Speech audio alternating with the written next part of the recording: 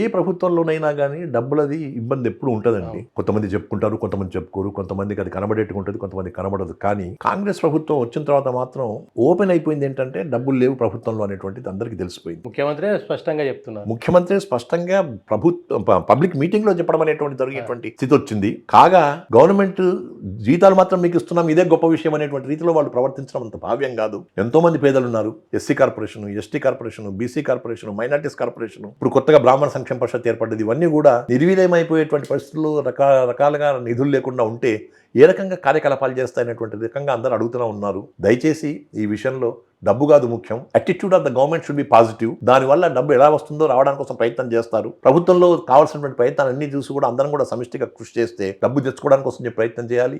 అవసరమైతే నిధులని బ్యాంకులు తెచ్చుకోవాలి, ఇంకా లేకపోతే ఫైనాన్షియల్ ఇన్స్టిట్యూషన్స్ తెచ్చుకోవాలి. కానీ మన ఉద్యోగస్తులు కానీ మన ప్రజలు కానీ సుఖంగా సంతోషంగా ఉండేటట్టుగా చేయాల్సినటువంటి బాధ్యత, చూడాల్సిన బాధ్యత ఏ ప్రభుత్వానికైనా ఉంటుంది. కాబట్టి ప్రస్తుత ప్రభుత్వానికి కూడా ఉందని చెప్పని నా మనవి.